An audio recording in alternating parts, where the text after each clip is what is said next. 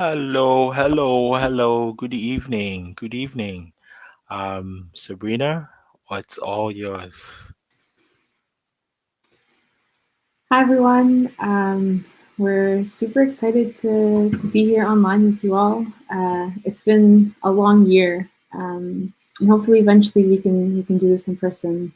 But for now, we're excited to share some updates with you all about some of the work that's been happening, and talk more specifically about hate in the city, across the province and country, and like what are ways of like combating it. How do we create safer and more inclusive cities? So my name is Sabrina. I use she, her pronouns. I'm a student at McMaster, and I'm currently working with the Hamilton Center for Civic Inclusion. And I'll be moderating this panel for the evening. So a little bit about HCCI. So the Hamilton Center for Civic Inclusion was formed in 2006 as a result of what occurred at the Hindu Samaj Temple in 2001 following 9/11. Where there was an arson attack.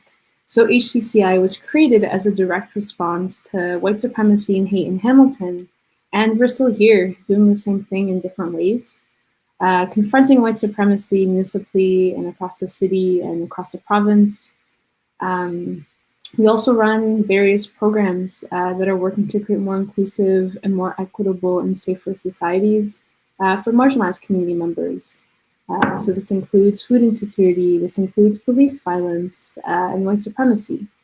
And the values of HCCI are rooted in anti-oppression, equity, justice, amplification of voices, as well as moving in a way that is fundamentally decolonial, so a decolonial practice. So that's a little bit about HCCI. You can also check out our website for more information and our social medias. But for the agenda for this evening, we'll be first hearing from Kojo Damti, who's the Executive Director of the Hamilton Center for Civic Inclusion, and he'll be giving us an update on the independent online platform for reporting hate. And this report can also be found on the website under the News and Updates tab. After that, we will have a community panel on responding to hate. We got a cool lineup of speakers, and you can also put in your questions on our YouTube channel on Twitter, Instagram, or Facebook, and we'll be moderating those social media platforms to ask the speakers your questions. So I will pass it over to Kojo, who can now give us the update. Yes, thank you, Sabrina. Yes, as Sabrina mentioned, HCCI was created in 2001 out of a hate crime, hate incident, Islamophobia incident, xenophobia incident, and yes, we're still dealing with these effects in different political landscapes and times. So I'll just go back a bit because I think this community report about the independent online platform for reporting hate started in 2009 to 2019. And in 2019 in Hamilton, we saw a number of things that were going on. We could talk about what happened at Pride. We could also talk about yellow vestes congregating in front of City Hall every Saturday. There were various community members that came out to say, hey, look, we can't have this amount of hate and vitriol in front of City Hall, which is a public space. We could also talk about the fact that in 2019, Hamilton had was ranked number one in hate crimes per capita in the whole of Canada. And we can also talk about how there was a federal election and folks like Maxime Bernier and other alt-right leaders came to Hamilton to further this discourse around hate. So as an organization, we looked at ourselves internally to ask, what can be done? What preventative measures and action can we take? Because one, we know we can't depend fully on the report from the police and the stats can numbers. We need some valid information here locally.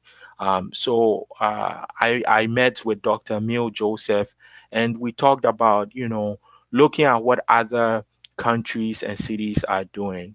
So Dr. Ameil Joseph supervised two grad students to do a literature review of how other countries and municipalities are addressing hate.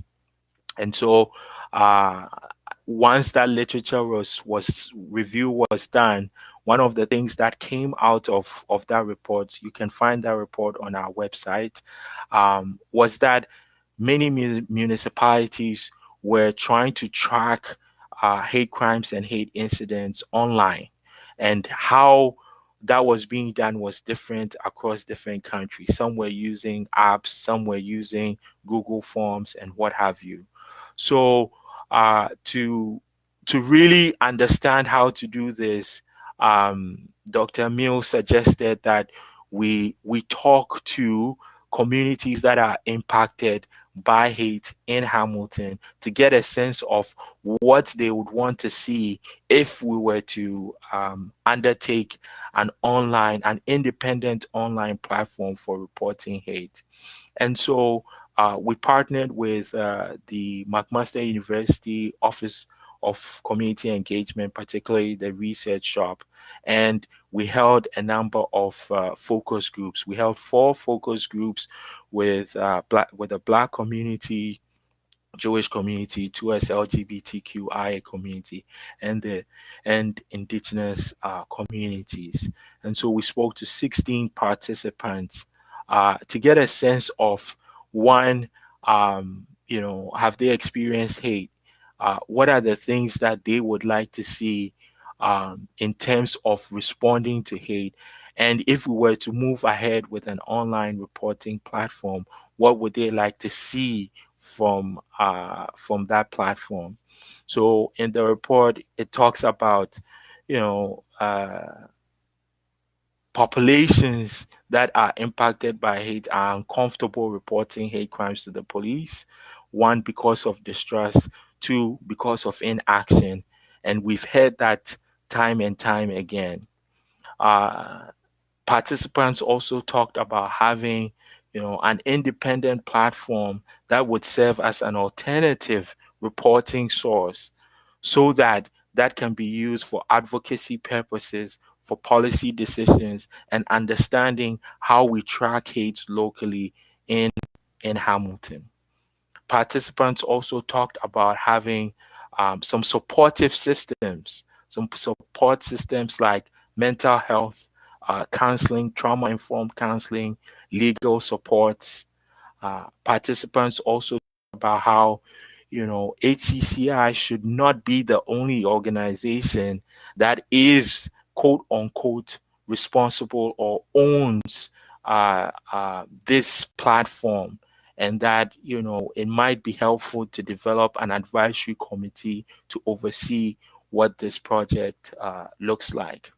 Participants also talked about HCCI continuing to do work with and connect with lots of communities that again have been historically marginalized. And so those were some of the highlights from the report. The report is available on our website hcci.ca/responding to hate.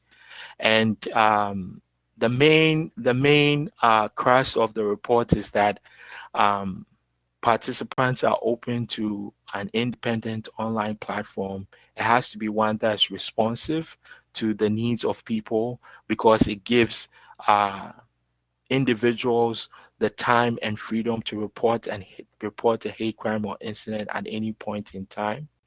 It also allows for community ownership of the data.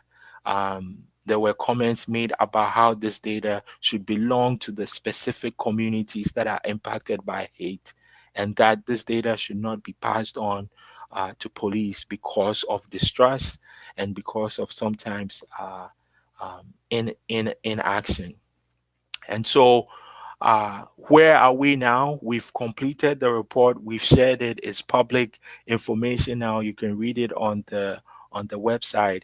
And we're pleased to say that we did receive some funding from the Canadian Race Relations Foundations to continue this work. So our next phase, or our next process, is to hire a web developer, someone that has skills and knowledge around developing online platforms, to start crafting up what this platform would look like. There's also continued engagement that we have to work on. And so we also launched a community survey, and I'm going to put in the uh, uh, the link so that folks can uh, click the link and fill out a survey. The survey also is meant to uh, reach out to community members that the focus groups couldn't reach out to because of COVID, the pandemic, and all the different things that various communities are facing right now. So folks can fill out the survey. It's strictly anonymous. It's just meant to ensure that we're still collecting data, and that data is going to inform what this platform would look like. So that's the next phase that we are in, developing the platform. And our estimation is that this platform will be launched early next year, sometime by February or March. And then that way, this can be one of the tangible things that community members have ownership of, and that can inform policy decision making around hate crimes and hate incidents here in Hamilton. So that's basically the community report back. If folks have further questions, they can send an email uh, to HCCI, info@hcci.ca. We're working closely with Dr. Ameil Joseph from McMaster. We'll also be working with the chairman Center for Digital Humanities at McMaster. I'd like to thank the research shop for providing their support. Also, Spectrum for working with us. And there are various community members that we're going to be working with, and various community organizations that we're going to be working with. So that's the community report back. But I encourage folks to read the report. And also share the community survey, fill it out. Again, the survey is meant to collect more information around the prospects of having this independent online platform for reporting hate crimes and hate incidents in Hamilton. And we know it's become a huge problem in Hamilton, in Canada, and across the world. So we have to start creating concrete action to address these issues. So I'll end it there. If folks have any questions, those that are watching, you can just type your questions in, and again, you can also email HCCI at info@hcci. .ca and I'll answer your questions. I'll pass it over to Sabrina now. Sabrina, and Sabrina will lead us through the community panel. So thank you, and I hope you engage with the page and fill the survey. So once again, hcci.ca/responding to hate. That's where you can find the report, and then you can find the community survey at tinyurl.com/responding to hate. So thank you. Thanks so much, Kojo. It's super refreshing to see a way to respond to hate that is directly informed by communities directly impacted by hate, in ways that are also not directly tied to city council, for example, or police institutions, because we also know that they don't always have our best interests and don't keep us safe. So this is really exciting. This work is exciting. So for the panel, we have some super cool speakers. They'll each have 10 minutes to speak, and then after that, we will have some space for questions. So our first speaker is going to be Dr. Ameil Joseph. And Dr. Ameil Joseph is an associate professor in the School of Social Work at McMaster University. Ameil currently holds a professorship in equity, identity, and transformation from the Faculty of Social Sciences at McMaster University, and is the academic director of community engaged research and relationships with the Office of Community Engagement, also at McMaster University. He draws on perspective of critical forensics, mental health, math studies, post-colonial theory, critical race theory, and critical disability studies to analyze the historical production of ideas about difference, normalcy, sexuality, eugenics, race, ability, and mental illness, as they cohere, diverge, interdepend, and perform within policy, law, and practice. Ameil has presented and advocated across Canada, in the US, and in Europe on issues related to racism, critical mental health, and social justice. Ameil has over a decade of experience in the mental health field in the areas of assertive community treatment, community-based early intervention, supportive housing, crisis respite, and governance settings. Ameil is also the author of Deportation and the Confluence of Violence Within Forensics, Mental Health, and Immigration Systems, published by Palgrave Macmillan, a historiographical post-colonial analysis of the practice of deportation in Canada for those identified as undesirable. And with that, I'll pass it over to Dr. Joseph. Thanks, Brina. Thanks everyone for joining us today. What can you say about hate in Hamilton in 10 minutes? I feel like I've been in Hamilton since 2014, and as soon as I got here, I was connected to folks who were advocating for local change. I was immediately working with people who were advocating for some kind of systemic way to respond to individual experiences of hate, and a way that we can organize socially to advocate for systemic change across social institutions. And it gave you a really quick, it gave me a really quick appreciation of the decades of advocacy work in the city of Hamilton that continues today. It also gives you a disturbing glimpse of the widespread experiences of discrimination and harassment and hate that really can't be captured as a crime or an incident alone. It was the kind of thing that went that kind of analysis, that kind of appreciation, helped contribute to the work to advocate for Hamilton's first anti-racism resource center, which, in the current moment, is reestablishing itself as an independent, not-for-profit.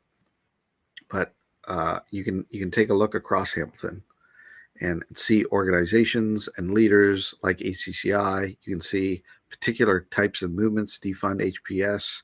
There's too many examples to name. There's Together We Rise, there's Empowerment Square. There's a number of organizations and initiatives that have been doing the work to address the ways people experience organized historical system of institutionalized disrespect. It's so pervasive that everyone that I've ever met in Hamilton has a story of hate they've experienced here.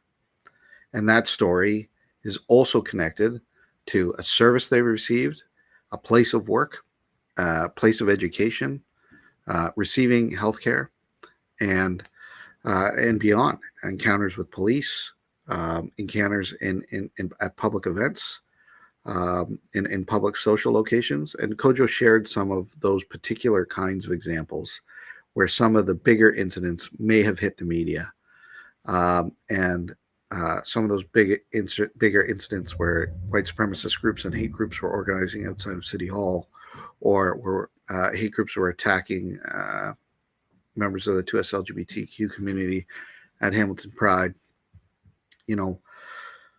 We can highlight those issues. We can highlight the things that hit the media where Muslim women are attacked, just at a plaza or at a shopping center, threatened. We can climb back years and look at particular incident over incident, but that doesn't get us to appreciate that which happens every day, and that which we allow to happen every day, because we deny that some of these issues are social and some of these issues are systemic and sustained in and across institutions and systems and structures. And what I mean by that is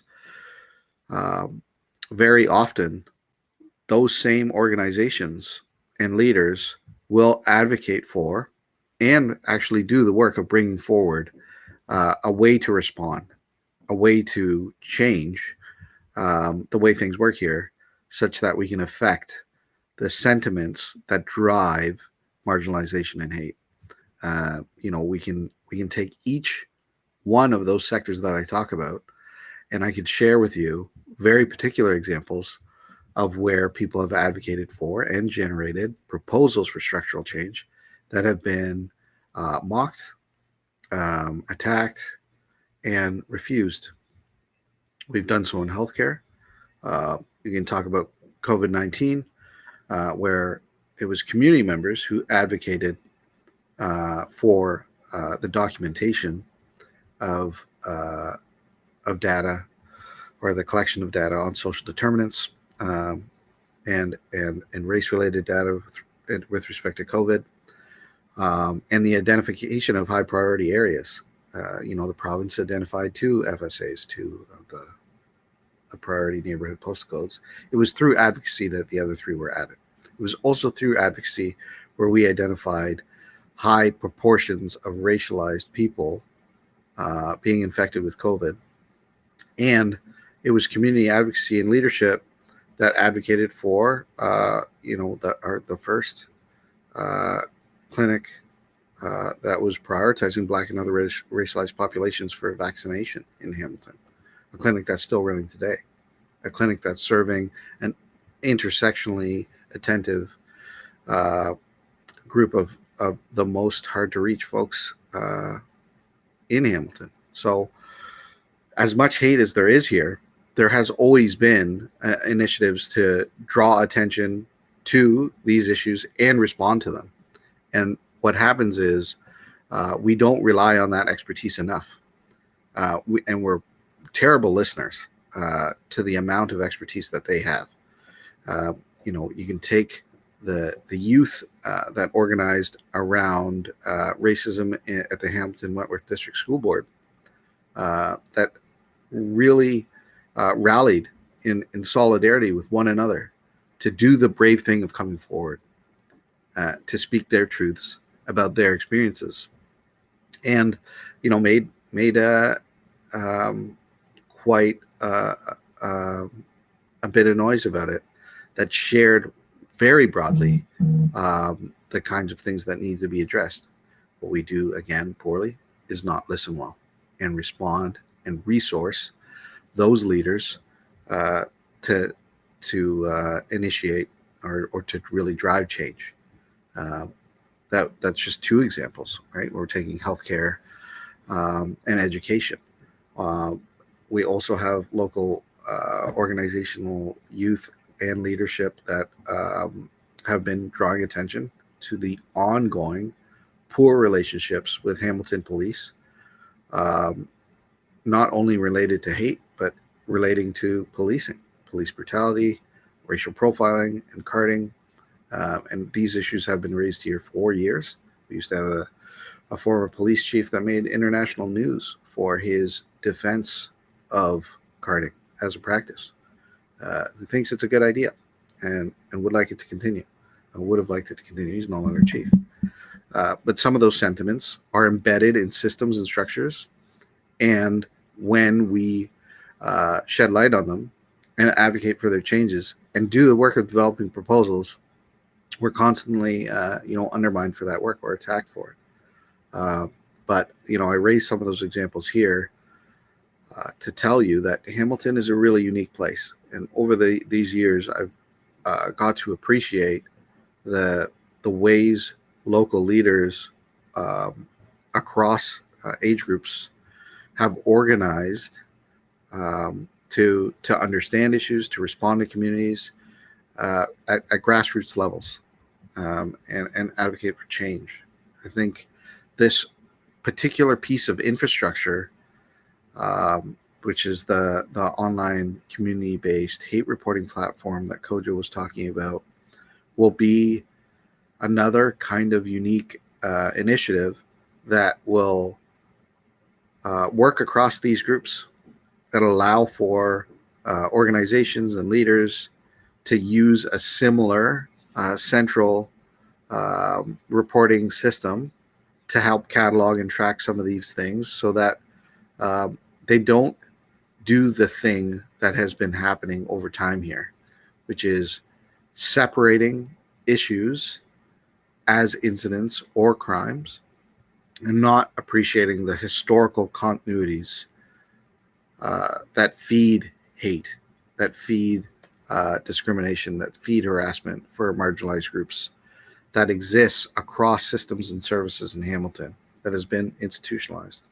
And as I said before, an institutionalized form of social disrespect. And I feel that community members understand this very well. And their analysis via their experience will result in the production of transformative interventions that'll produce real change, because they won't be treating this as a one-off, because they don't live it as a one-off. They live it throughout their lives in every facet of life. And if we're not addressing it individually and socially and structurally, then we won't be addressing it. And I think a fundamental way that the broader Hamilton community can support this work is to support, some of these or all of these initiatives that are being brought forward by community groups who are working with and from communities, and these projects that are trying to build infrastructure to address things across Hamilton. And I could spend a couple of hours going through some of the ways we've achieved some significant change here. The Hamilton Anti-Racism Resource Center is one, but we still are advocating for work, or advocating and working for a way to think about how we resource marginalized groups to support each other and themselves, instead of spending millions or hundreds of millions of dollars policing or surveilling or tracking them in ways that make them feel even more marginalized, even more criminalized than some of the systems and structures that have been mistreating people for their entire lives, intergenerationally. Hamilton goes back a long way. Before Hamilton was Hamilton, there were Black settlers here. These are the lands of the Mississauga and Haudenosaunee nations, the lands protected by the Dish with One Spoon Wampum Agreement. We have a history where slave trading occurred on these lands. A lot of this goes way back. There's documents that track photographs of KKK members marching down James Street. And we have archival evidence of how those organizations worked with government institutions, with police, and how that was acceptable, enough so that we could print it in a newspaper where the KKK is doing some local enforcement. And so those things run underneath some of the sentiments that drive hate, and they get perpetuated by the practices whereby people raise some of these issues because they experience it across institutions and systems, and they're told that their analysis, their experience, and their responses aren't something that are going to be supported, and that constant invalidation, I think, is what contributes to our ongoing problem here in Hamilton.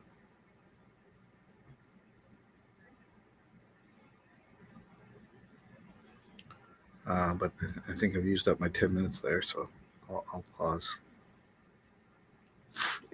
Yeah, thank you so much, Dr. Joseph, for all of that. I think sometimes it feels like the unwillingness to listen from those in positions of power feels like it's beyond just not interested in listening. It feels willful, it feels intentional, and sometimes it feels like there's an intentional organizing against the push for change, which is sometimes like hard to navigate, but is a reality in the city. And I think speaks to the history of how ingrained white supremacy is in Hamilton. So thank you for sharing all of that and speaking to that. Our next speaker is going to be Rodrigo Narro Perez, who is an interdisciplinary scholar that has a foundation in earth and environmental studies. His PhD research looks at using glacial sedimentology and geomorphology to understand glacier hazards and the impacts of climate change in the Peruvian Andes. He has taught courses on water and the environment, environmental issues, and geographies of Latin America. Rodrigo is currently doing research in anti-racist pedagogies in geography education and Latinx studies and Latin American studies. He's interested in ways in which diaspora communities, in particular the Latin American community, in what is known as Canada, form identity that is intersections, in the intersection of this identities through race, migration, and gender. He's one of the co-conveners for McMaster's Race, Racialization, and Racism, the R3 workshop group.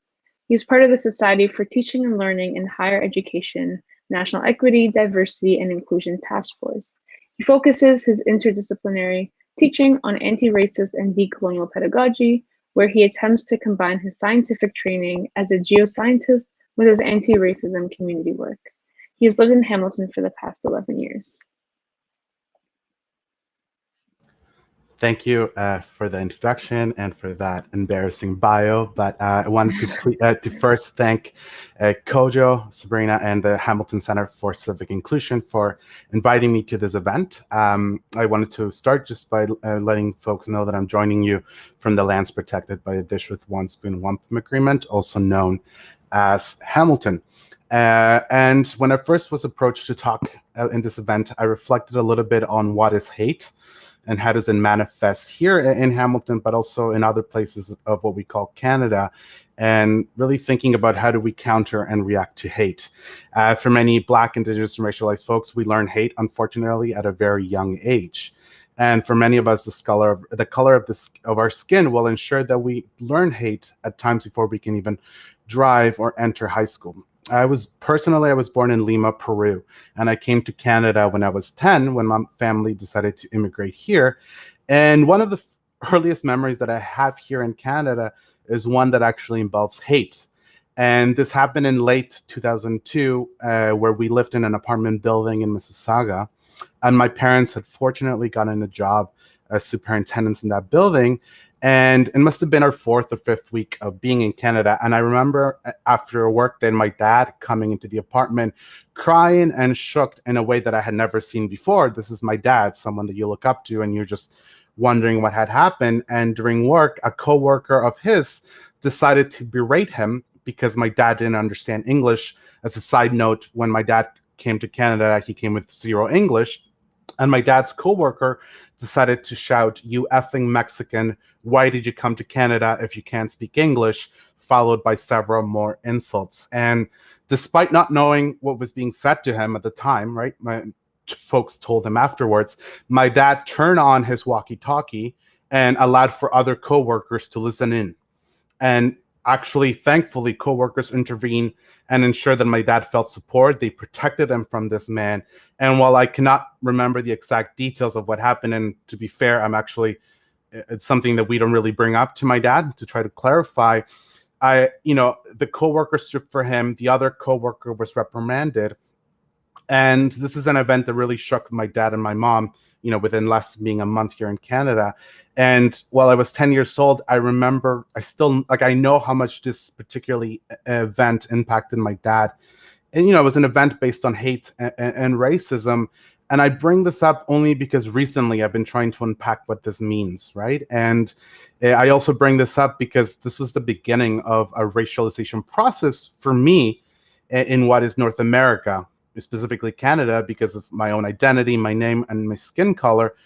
From that moment on, I started hearing things that I had never heard before in Peru, that I was Mexican, that I was Spanish, that I was Hispanic. And even though now I've majored in geography, at the time I didn't know the connection, right? I was 10 between Mexico and Peru, and how people tend to clump together, people from Latin America. But I also bring this up because I know that the co-workers that stood up for my dad at the time became dear friends of my parents while they were working.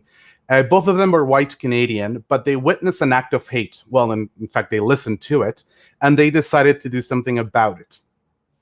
And it's something that I always bring to mind in terms of talking about hate. What do we do when you're witnessing it, when someone brings forth, and how do we react to it? And to me, even though I had this warm welcome my family received in Canada, it also showed to us that there were people willing to act and do something about it when confronting it. And in many ways, Ameil alluded to it, hate is both, in the community in Hamilton and institutionally in many of the ways in which the city is governed. And one of the things that I want to echo from Ameil is that Hamilton's also a very special place. I think I have seen Hamilton's community come together, in particularly over the last, probably since COVID started, whether it was for Black Lives Matter protests, the vigil to honor and remember Indigenous children lost at residential schools, or the vigil in response to the Islamophobic attack. I was present, and you actually get a sense of community. I think there's a sense of that many people are fighting for a better Hamilton, and for many of the people who are organizing this at the grassroots levels, they really inspire me to do more as a Hamiltonian. I've lived here for 11 years, And while I have loved and rep Hamilton in front of my friends for a long time, I didn't know whether to identify as a Hamiltonian. I still sort of struggle. I say I'm home, like home is Hamilton, but what does it mean to actually be a Hamiltonian? And I think about this because in my early years, when I started undergrad here, I thought about who was like the ideal Hamiltonian. What did you see in media or being represented? And in many ways, it didn't look like me. But I actually think this is sort of like a fallacy that I created myself, because I think, again, echoing what Ameil said, there's been a lot of work for years, right, for decades, if not for more time, by Black, Indigenous, and racialized folks who've been paving the way to ensure that, you know, all those systems of oppression, all that hate is actually countered. And I think that's a lot of folks, particularly who enter Hamilton, whether you're as a new migrant or as a student in McMaster, we need to learn and be aware of that history. And that's something that I've taken up in the last couple of years myself. And I think some of the work that HCCI has been doing, as well as other folks, ensures that we do know that history. We remember who's been doing that. And one of the things, sorry, I don't want to rant too long. I want to say that one of the things that I have actually learned about community work, both here in Hamilton and in McMaster, is that there's quite a deep sense of community once you start finding your communities, your people, of people who resist and fight against colonial or parochial structures that have actually, I will say, saved me in many, you know, dark paths whenever you're, you know, life can be hard, and for those of us who are trying to adult, but it's actually very, I'm very thankful to have chosen Hamilton as a place to live in and to actually have learned from so many people.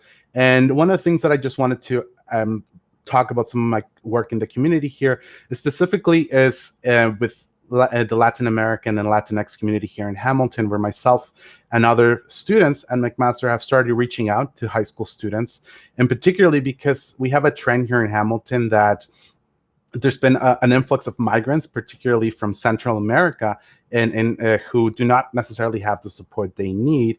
And we've been doing this outreach in the high schools because it's been noted that either the school board or McMaster staff don't have the linguistic capacity to engage with students in Spanish, while many of us could do so.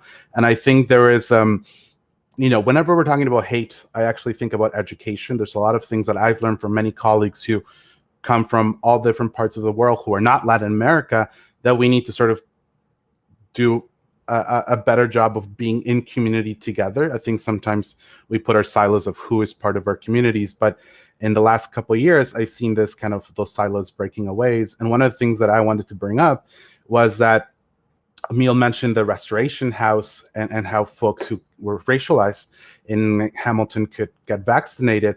And when I was actually going to get vaccinated, I told some folks from work at McMaster, they actually told me, why are you doing it? Why do you get priority? And it kind of broke my heart to have to tell them that, for those who may not know, in Toronto, and you can look this up in Public Health Toronto right now, the ethno-racial group that has been most impacted by COVID-19 cases are Latin Americans. They are 7 times more likely to contract COVID than white Torontonians. And I don't know if folks even know that, right? When it comes to COVID-19, how many people know that Latin Americans first are facing those kind of barriers, and having to justify those things is quite exhausting. And particularly, I thought of my mom and my dad, who need sort of that vaccine more than myself. And I was happy and very thankful for folks like Kojo and Ameil, who kind of allowed my parents to be able to get vaccinated in Restoration House. So just there's a lot of work that gets done that impacts all of us in a both communal and personal level. And one of the things that I just wanted to end on is, you know, there's a lot of things that happen here in Canada for those of us who come from different parts of the world, from diasporas. And one of the things that I've been trying to be more involved and be with in community is for people who come from Latin America, because, you know, while things are very different in the US in that context, in Canada, the context for Latin American or for Latinx folks is totally different, right? We're not as numerous as perhaps there is in the US. And despite all this, we still face a lot of hate. I was made aware of an elderly couple in Hamilton who was faced by hate when a neighbor said, "Hey, like, why are you playing Spanish music? This is Canada. And, there's been some things that fall out of from that, but it's just like, there's still this thing, and people just don't know how to go to the resources, like the proper resources for that. And I'm really interested. One of the things that I'm trying to do is kind of bring that community together more. And for me personally, whenever I talk to other racialized folks, when it comes to Latin Americans, I give them the title of this book that kind of makes me think and reflect all the time of what does it mean for myself, who is Latin America, to look like a language and sound like a race, because that's a lot of the things that come from being Latin American. Perhaps other folks from other ethnicities and from other parts of the world can be it. But what does it mean to look like a language and sound like a race that a lot of Latin Americans kind of emerge? And this is something said by a Puerto Rican scholar, Jonathan Rosa. And the last thing I'll add was that, well, I didn't want to elaborate on it too much. I am one of the board members for the Hamilton Anti-Racism Research Center, which is what one of the resources from the community that Ameil alluded to. And I just wanted to say that the center is starting very, very soon, and that it is the board of directors right now. It's comprised of wonderful community members from Hamilton that I am learning so much and thankful to be in community with, and thankful for all the people that advocated for HARC, that to please be on the lookout for some updates very, very soon, that this community resource will start and hopefully ensure that hate in Hamilton continues to be combated and ensure that we continue to be in community with one another. Thank you. Thank you so much for that, Rodrigo. You spoke extensively about community in Hamilton and how important community is here, and like thinking just back to the last year and a half since COVID has begun, and how much community mobilizing and organizing and mutual aid programs that have been started to support our neighbors and to take care of each other. So like the work of like community fridges, HCSN, like the Encampment Support Network, Roots to Justice, and how that is what is changing Hamilton, and that is what is creating a safer and better society and community for us. So thank you for speaking to that. Our next speaker is Amira Elghawaby. Amira is a journalist and human rights activist. She's currently a contributing columnist for the Toronto Star and Press Progress. Before joining the labor movement, where she currently works, Amira spent 5 years promoting the civil liberties of Canadian Muslims at the National Council of Canadian Muslims between 2012 to the fall of 2017. Amira is also involved with several initiatives to counter hate and promote inclusion, including as a founding board member of the Canadian Anti-Hate Network and the Silk Road Institute. She recently served as a commissioner on the Public Policy Forum's Canadian Commission on Democratic Engagement, and was also a delegate for the 2020 Governor-General's Canadian Leadership Conference. Her 2019 TEDx Ottawa talk is titled Multiculturalism, Worth Defending. Amira obtained an honors degree in journalism and law from Carleton University in 2001. Thank you so much for joining us, Amira. Thank you so much, Sabrina. Good evening, everyone. I'm really glad to be here. Thank you for taking the time to joining us. Thank you to the Hamilton Center for Civic Inclusion, specifically Kojo for reaching out, and again, Sabrina, for your moderation, and my fellow esteemed panelists. I'm coming to you from Ottawa, the unceded, never surrendered Anishinaabe territory. So let me just dive in. Just before tonight's presentation, I actually received a call from an assistant Crown attorney requesting a community impact statement from me, just talking about, what is the impact of hate crimes on visibly Muslim women, because it seems that he is working on a case involving a woman who was trying to stand up to someone who was bullying a disabled young person, and in trying to speak up and defend this individual, the assailant attacked this visibly Muslim woman, violently assaulted her. And so the request now is for me to explain to the court how such an assault reverberates far beyond the assault victim herself, but how it really impacts more broadly into our communities. And so, I think that's a really good sort of place to start for me in terms of thinking about how when we talk about hate, when we talk about hate crimes, that as has been described by the American Psychological Association, these are message crimes. And to quote, they are message crimes in that the perpetrator is sending a message to the members of a certain group that they are despised, devalued, or unwelcome in a particular neighborhood, community, school, or workplace. And so this really does reinforce why the work that HCCI is doing with others is so critical and crucial, because it does require that community-based approach that I'm really, really impressed to hear has been going on for decades in Hamilton, and seems to be a real example for other communities across Ontario and indeed across Canada. And so this type of bias-motivated violence does have that chilling effect on an entire community where an individual or, say, a targeted institution is found. Dr. Barbara Perry is one of the leading experts on hate in Canada. She's the director at the Centre on Hate, Bias and Extremism at Ontario Tech University, and she wrote that hate crime involves acts of violence and intimidation, and usually they are directed at already stigmatized and marginalized groups. And so it's really about power, she says. And that mechanism of power is intended to reaffirm the precarious hierarchies that characterize a given social order. And it really does attempt to recreate simultaneously a threatened, real or imagined hegemony of the perpetrator's group and the appropriate subordinate identity of the victim's group. So it is about power. And as such, when we have that type of power dynamic in our communities, it can indeed devolve into a feeling of danger, a feeling of a lack of safety for various targeted communities. Now, we know that Muslim women and girls are especially vulnerable to hate crimes by virtue of their status as being so visible. And I will actually focus on this subset, even though we know that hate crimes and incidents widely impact on many of our equity-deserving communities. And many of the challenges that are faced by one subset will be similarly experienced by another subset of these targeted communities. However, understanding the specific nuances in the way that hate is experienced by different communities is critical. And it's actually why I'm really impressed to learn about HCCI's community platform for reporting and the work that Dr. Joseph has been doing with the center and others, because that really will allow for much more information to help us address this phenomenon. Now, we know that in Hamilton last month, a Muslim mother and daughter were the target of death threats and racial slurs, chased down by someone who is specifically going after them because of their religion. And currently the accused faces charges for assault with a weapon, dangerous operation of a motor vehicle, uttering death threats, and violating his probation.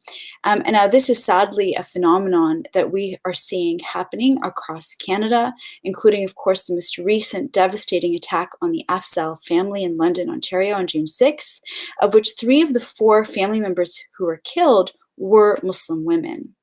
And in recent months, a number of visibly Muslim Black women in Calgary and Edmonton have been targeted in often daytime attacks, and those have also really spread considerable fear and anxiety in these communities. And as you know, one of the investigators has even noticed, saying that there's a real alarming trend in the communities in which people are changing their behavior. They do not want to or do not feel safe going outside. And this is very consistent with, again, the idea of hate crimes being message crimes and impacting on just even our day-to-day ability to interact in public. So it is a combination and interaction of gender, racialization, and religion that makes Muslim women vulnerable to bias-motivated violence and intimidation. And of course, like myself, many Muslim women do choose to wear a headscarf or a face veil for a variety of reasons, and this does create that sort of targeted attack. We also have sort of a political context in Canada that is important to mark too, where we have had over the years and decades specific negative views purported by political figures and political systems, including most recently in Quebec, in which there's a bill right now that dehumanizes and creates second-class citizenship for religious minorities and has been discussed as being overly disproportionately harming visibly Muslim women. This Bill 21 prevents, a woman like myself who wears a headscarf, a Jewish man who wears a kippah, or a Sikh person who wears a turban from holding certain professional positions, whether it's teacher, police officer, lawyer, etc. And so, again, we have to also understand that while we talk about hate crimes and hate incidents, there is a political and cultural climate that can really create the conditions in which people feel more at risk, and where we actually see that spike in hate crimes and hate incidents. And that visibility then puts us at a much higher risk and much more vulnerable then to gender-based Islamophobia, because we are so immediately identifiable targets for perpetrators who are motivated by hate towards us. There was an excellent study done in 2018, a qualitative study by a researcher named Sidra Ahmed Chan, titled Invisible Violence Against Hypervisible Women, and it showed, for instance, a very high rate of unreported gender-based violence against Muslim women in the GTA. And what it did in that study, and really does provide a good snapshot of what visibly Muslim women can experience, is that a vast number of the women in the study reported incidents of being spat at, yelled at, sworn at, experienced physical as well as sexual assault. And of the 40 Islamophobic incidents that were documented in the study, only 3 were reported to the police. And this isn't actually surprising, because according to Statistics Canada, up to 2/3 of hate crimes aren't reported. And so if you actually want to know the number, it's over 330,000 people in Canada said they were a victim of a hate crime, and many of those were not reported at all to police. And so the other thing that we have to also note is that in the data, for example, in 2018, and Statistics Canada noted that for all types of hate crimes, nearly a third, 32% of the victims who did report to police between 2010 and 2018, over an 8-year span, were female, and that violent incidents targeting the Muslim and indigenous populations were more likely than other types of hate crimes to involve female victims. So female victims in indigenous and Muslim communities were more likely to experience that kind of violence.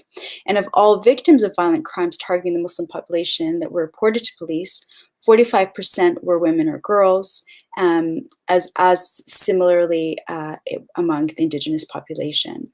And of note, the relatively high proportion of female victims of hate crimes targeted could be related, of course, to that specific factor of being visible. We've seen this, again, right throughout society, where we have visibly Muslim politicians or athletes or celebrities who've also been the target of intense hate and vitriol, being threatened regularly with violence, even rape or murder.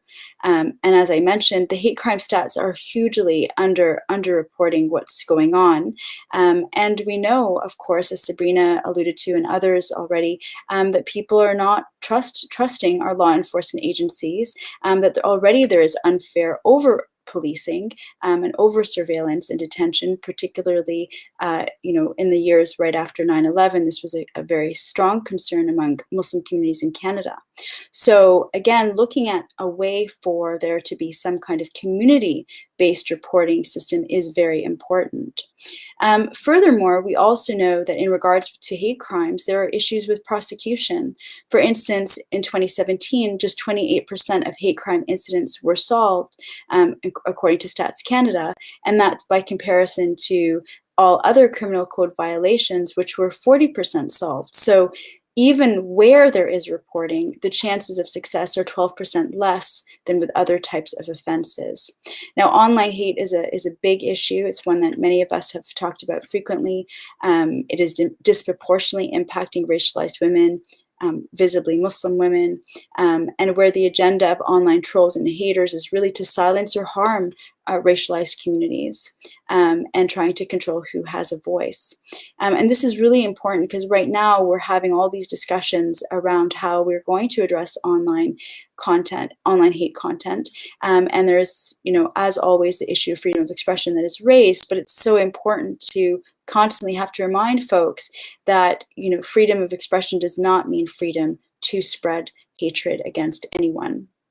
And contrary, and many of you will know, contrary to the idea that Canada is some kind of bastion of, kumbaya multiculturalism, the reality is in fact, Canada is an exporter of hateful content. In fact, a report that was issued by the Institute for Strategic Dialogue in the UK several years ago, I think 2019, identified more than 6,600 online pages, accounts, or groups in Canada that were spreading white supremacist or misogynistic views. And on a per capita basis, Canada was shown to be one of the most active countries in the world when it came to spreading these toxic views. And I know there was a report just even a few weeks ago that reinforced this. So there are various groups, community associations like HCCI and others, the Canadian Anti-Hate Network, of which I'm a board member, that have been advancing recommendations and pushing government, specifically the federal government, to address online hate, because it does remain a scourge. And while we are cautiously optimistic about just some recent announcements by the government last week on how they're going to address it, the reality is that this is a big issue and it is not going to go away easily. And certainly there are already those who are trying to say that freedom of expression is at risk by introducing legislation. And certainly freedom of expression has to be an issue that is balanced. But as I mentioned, the freedom of expression of our communities, or equity deserving communities, has to be part of the balance. And unfortunately, in many of these discourses, it is often an issue that is not even considered as it should be. And so if we do actually take action against purveyors of hate online and remove their ability to reach people, this is how we can start to better safeguard people's sense of well-being and protection. For instance, we have examples of, white supremacists who have been removed from YouTube.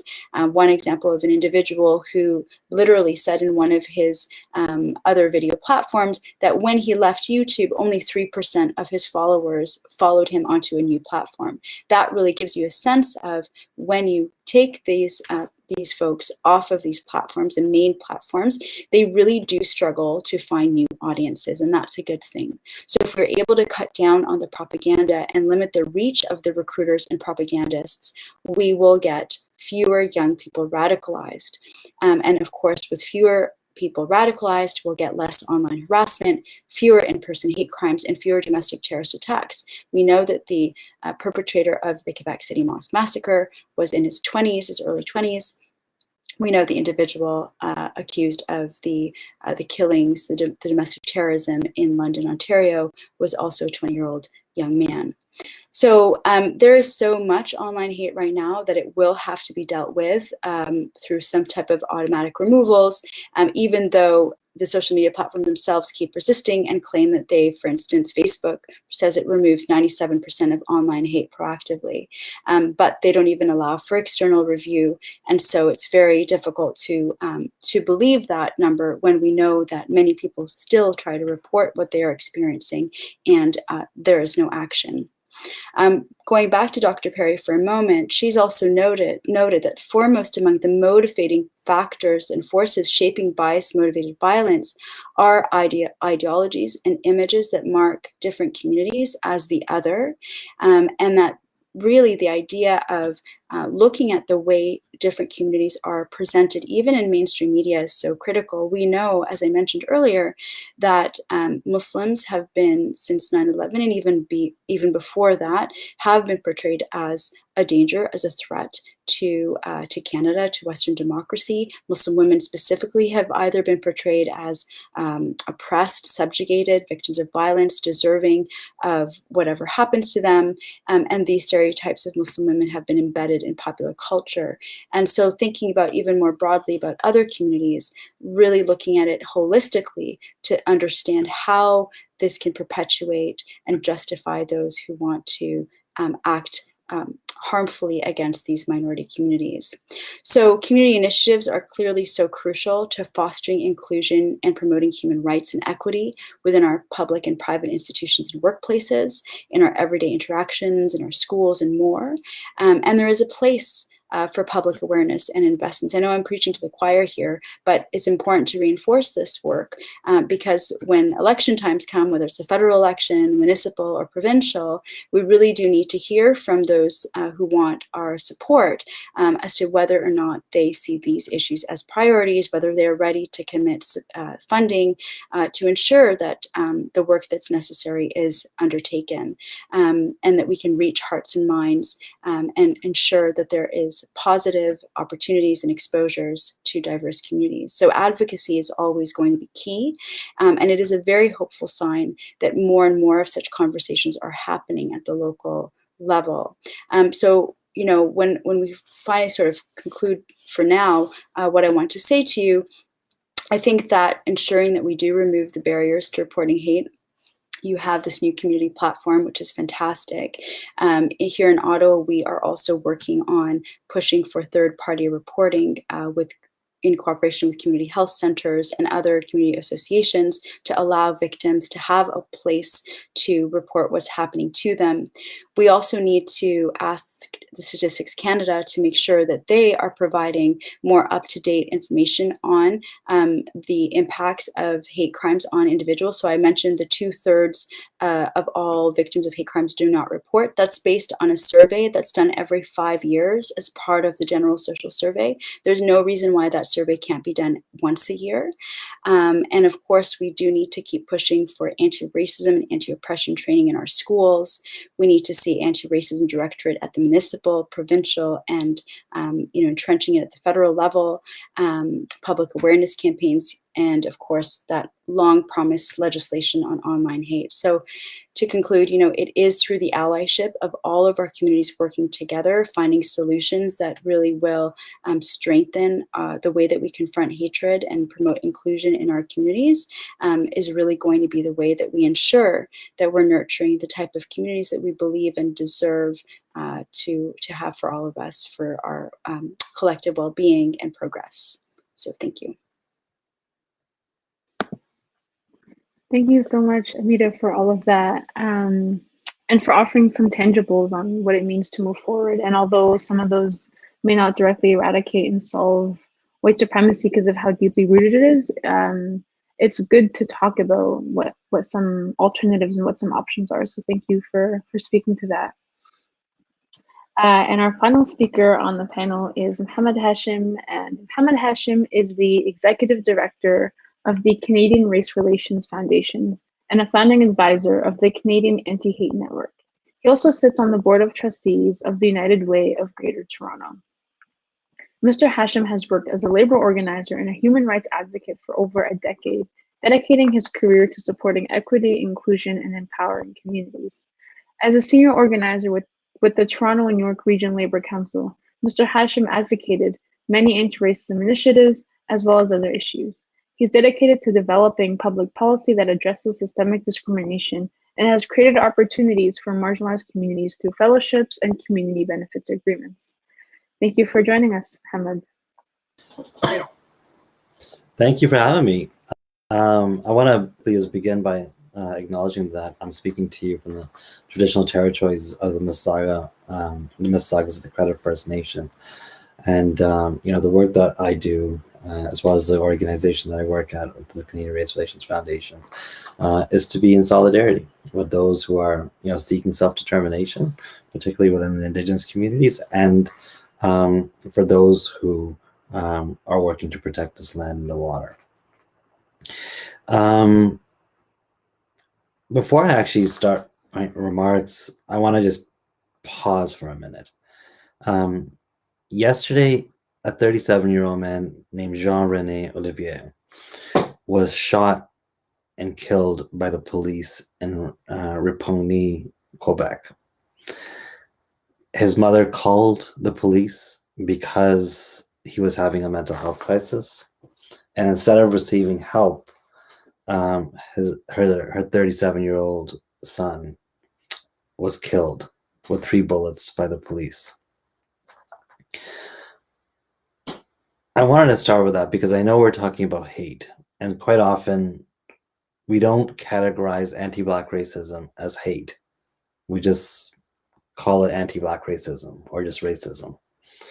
And sometimes I feel there's a hierarchy by which organizations and like structures of power respond to hate versus racism, and it's not right.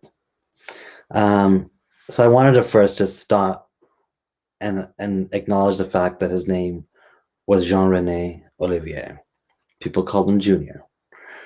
He was 37 years old, and he was yesterday killed by the police in Quebec City. And his death is not one that has happened in isolation. We've had DeAndre Campbell, we've had Ijaz Chaudhry, we've had Regis Kuczynski-Paquette, and many others in recent memory who have died at the hands of the police. And, you know, we talk about hate as a form of white supremacy or a manifestation of white supremacy, or as though hate is coming from these corners of evil people that are online, who are doing terrible things, that say different bad things, but then all of a sudden, you know, one day they wake up and say they're going to take that violence to the street, and they enact such. And that happens. But we also need to acknowledge that there is institutional racism, and that is felt very much like it would be with hate. Amira talked about message crimes, hate being message crimes, and I think that I'm quite shook by yesterday's news, because even shootings at the hands of the police are message crimes. They tell Black and people of color and Indigenous people that you can't trust the police. Whether that is true in all circumstances or not is a different situation. But the fact that when these things happen, they evoke an emotion where trust is lost. And I can tell you, I was on a call and with somebody from British Columbia the other day who was who was part of the Resilience BC network, and they were telling me that they were in Port Hope, I think, in British Columbia, or a small town in BC, and they were working for a community settlement agency. And an Indigenous man came in a couple of days before that and had said, you know, his neighbor keeps on saying racist stuff to him and to his kids, but he can't go to the police because the guy is the policeman's brother. So what does he do? I honestly, I didn't even know what to say to that, because I don't think that, like, I think he's right. I think that if he would have gone there, the police would have either not believed him or just not taken it seriously, because he had done that before and they did do that. So he just felt that there was no recourse for him to take any action. And I think that what that leads us to conclude around policing is that there needs to be a greater sense of confidence in the accountability, because right now many people look at their relationships with the police and feel as though they cannot count on them to protect them, but also to believe them. And if we don't believe the wrongs that are happening to people, we continually ignore them, and that also creates a significant amount of distress, as well as a loss of, in the sense of identity. I'll give you another quick example where in London, Ontario, within almost 24 hours of the man who killed 4 people walking down the street because they were Muslim, within 24 hours, the police said that it was a hate crime. And then within 72 hours, you saw every single political leader from the federal government, from the provincial government, as well as from the city council, as well as from the school board. Every single one of them came to the mosque and denounced it. But in Brossard, Quebec, in October, a man ran over a 52-year-old Asian woman and then drove a couple of streets down over and killed a 50-year-old Asian man. The community felt as though it was a hate crime. Why else would the man go from one place to the next, almost looking for who to run over? Because there were many other people on the street. And yet he targeted them. And the police said, well, it was just the person had mental health issues, and therefore it was not a hate crime. But the impact of that was a message crime, because people felt as though they were being targeted. People felt like they were being hunted. Many people within the Asian community outside of Montreal and Brossard felt as though it needed to be acknowledged.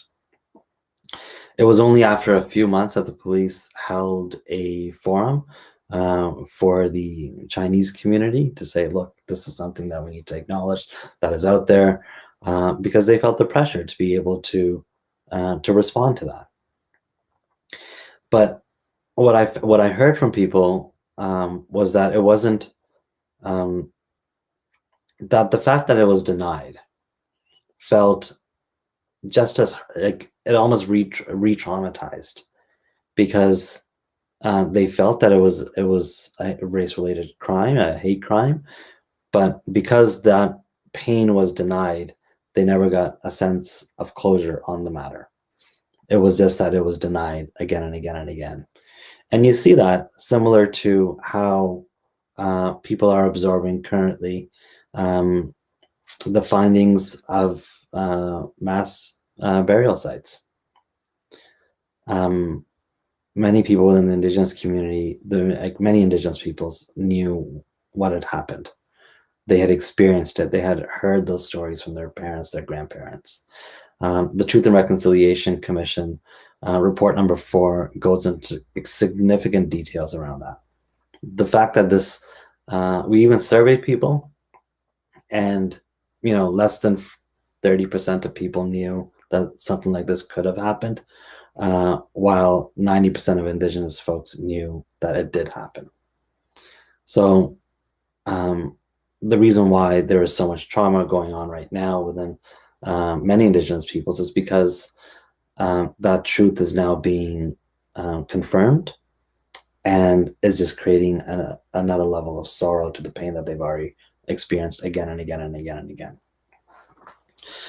I'm going to pivot a little bit and talk about what the environment around hate is looking like right now, because many felt that with the election of Donald Trump, that it almost was a green light for people to hate, that you could say that was unacceptable and get away with it, just like he was again and again and again.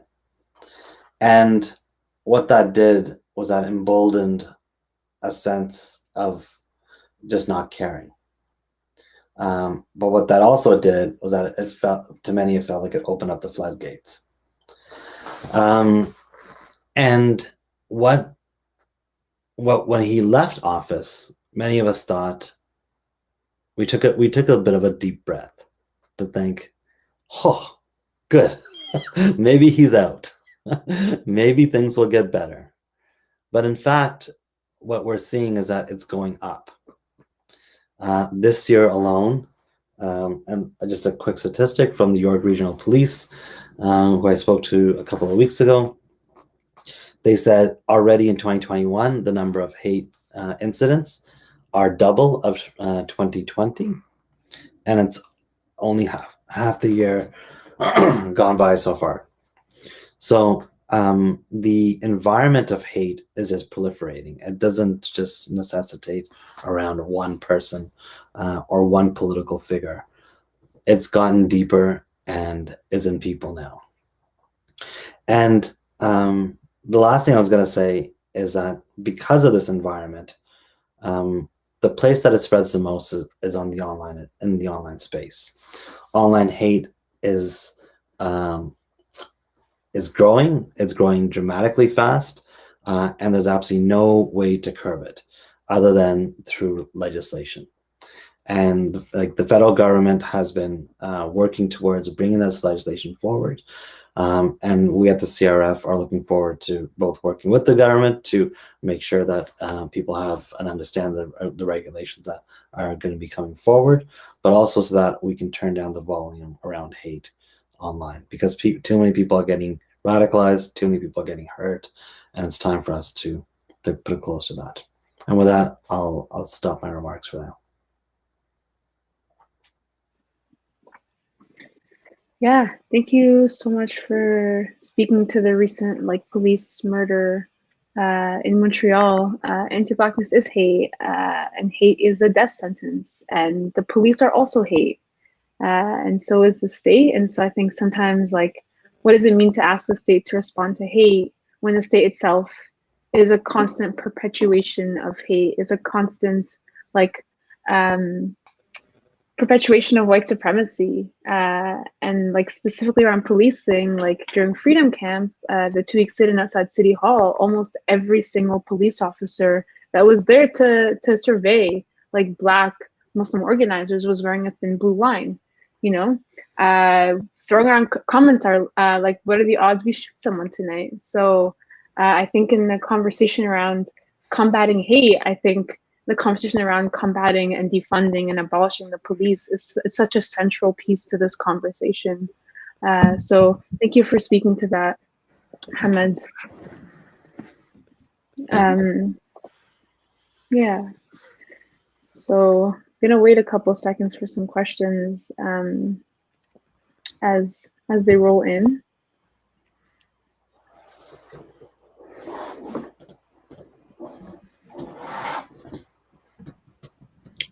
Maybe while we wait for questions, I have a couple I wrote down, and I think this is kind of in line with the recent conversation around policing. And so if we're thinking about this broader political context of hate and state-sanctioned hate, that I think everybody alluded to a little bit, what are non-police ways of navigating safety in communities?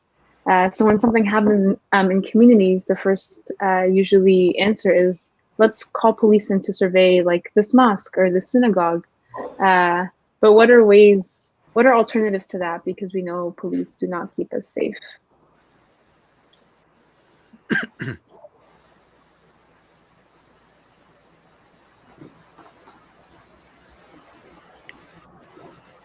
I don't know if someone specific wants to answer or has any ideas on that.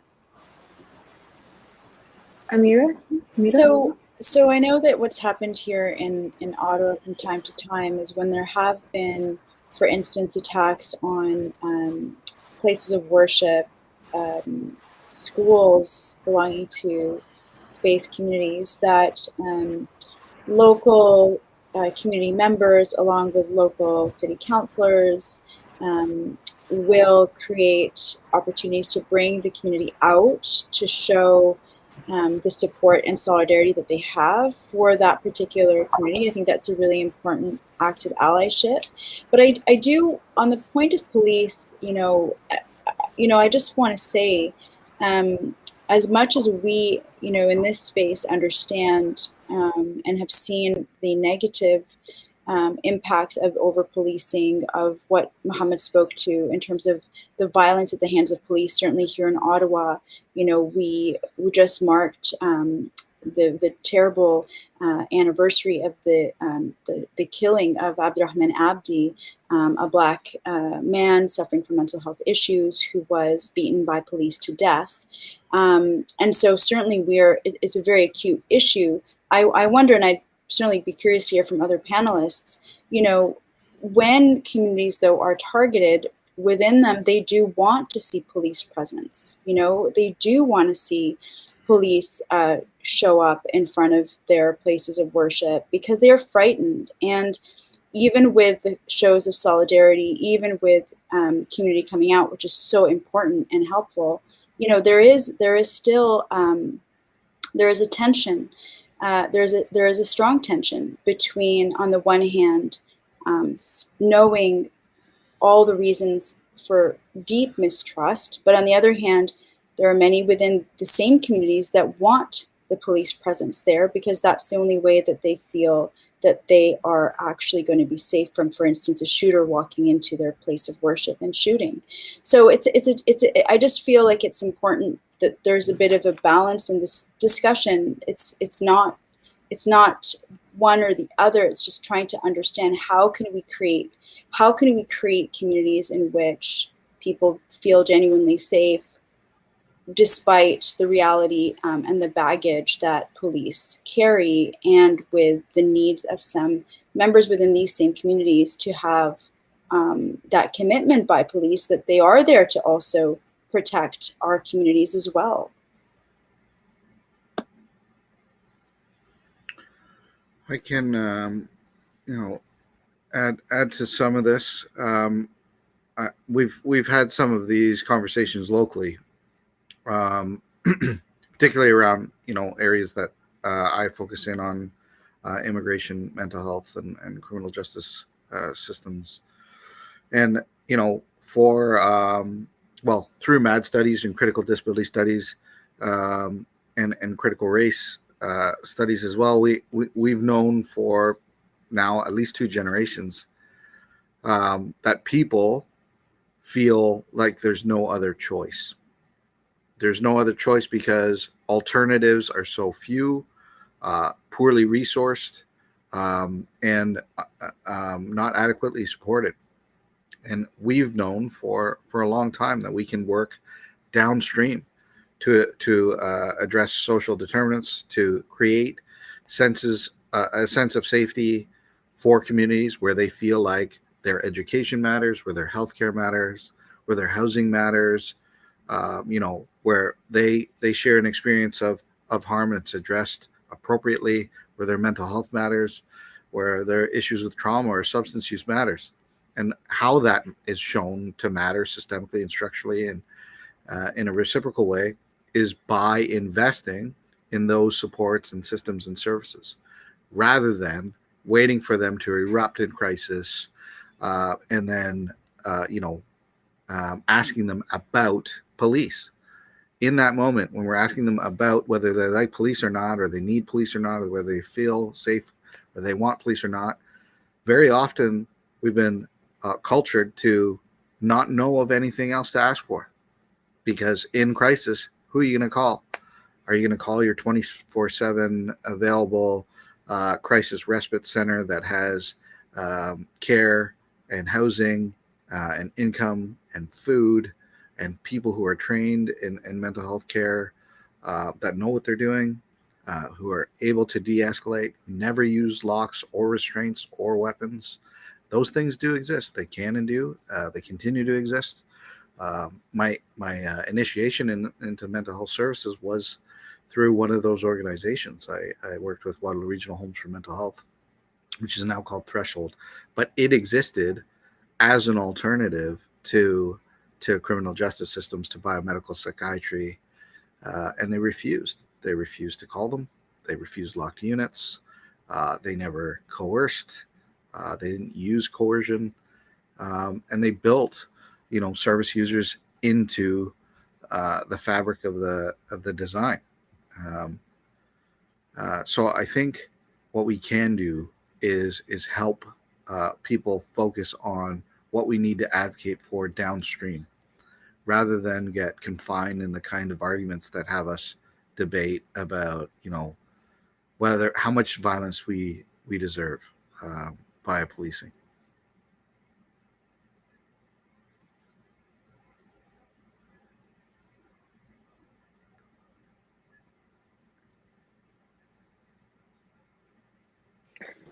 I'll just jump in quickly. Yeah, go ahead. Yeah, no, I just wanted to say thank you for allowing me to come in and say a few words. But my point is, look, I take inspiration from a good friend of mine named Bob Watt, who he was the executive director of the Truth and Reconciliation Commission. And we were talking about the Defund the Police campaign. And, he was saying, well, many people within the indigenous communities feel that they can't count on the police and that they need to create their own police.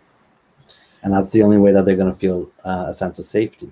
But I mean, for him, he was like, and what he said to me was that, look, I think that we can't have it both ways that way. What we need to do is, like, we want to make sure that the police are accountable, are fair, and that are protecting everybody, and that people have a sense of confidence that they are protecting everybody. It's not about,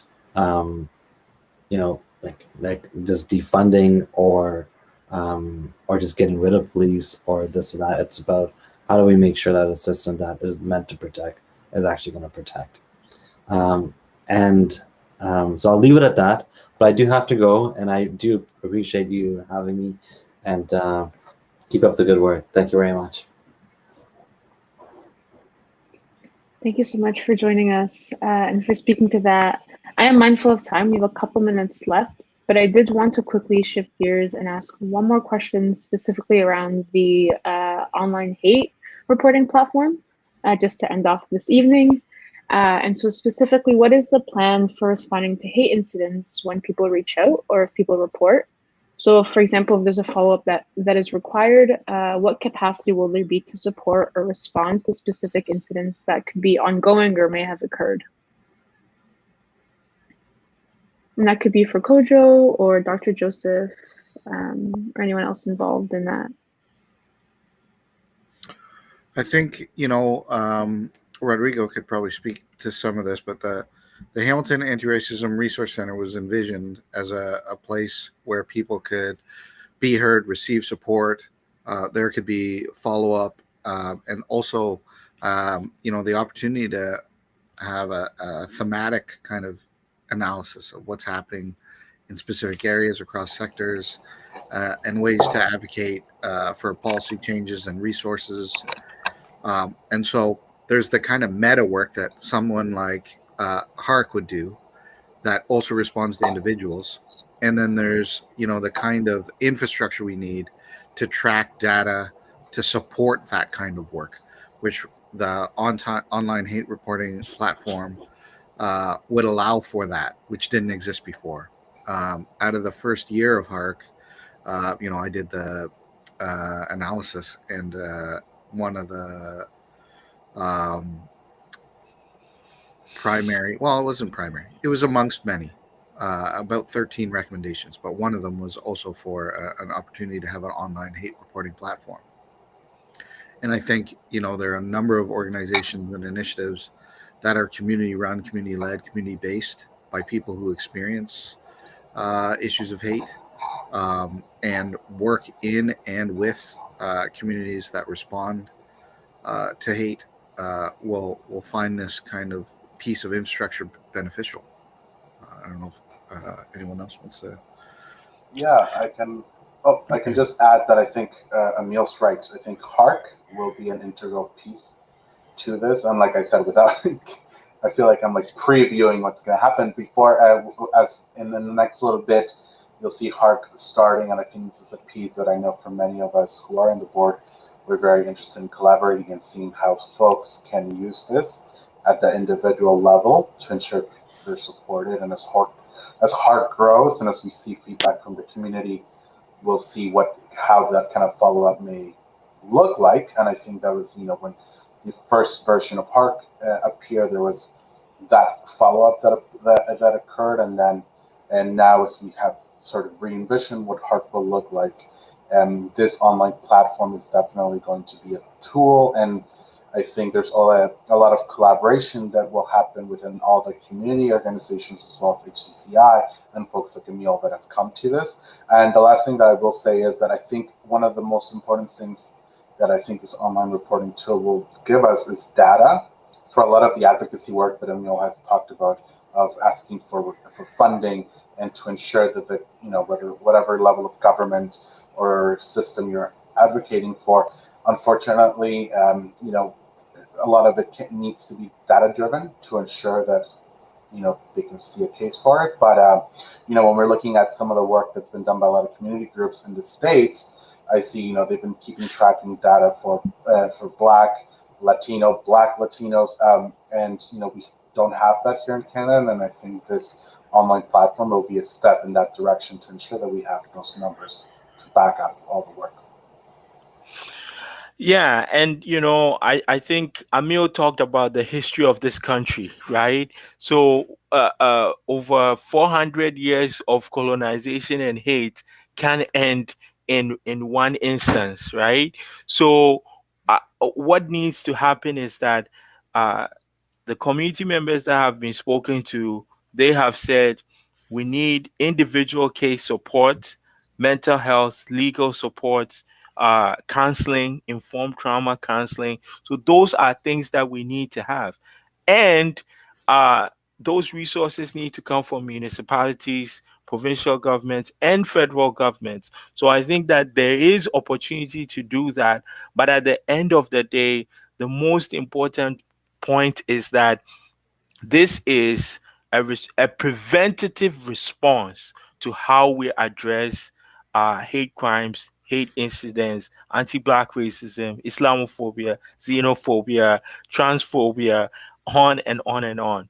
Because if we don't do that, that's what Ameil said, we end up spending so much time on the incident response. By the time you get to the incidents, the hate crime or incident has occurred. We want to prevent it.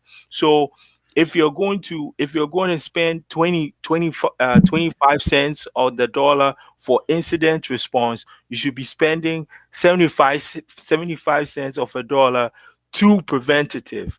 So that is what this platform will and hopefully will do. And also it's community based. So Hamilton Students for Justice, today is the 1 year anniversary where Ahona talked about what her experience at the public school board.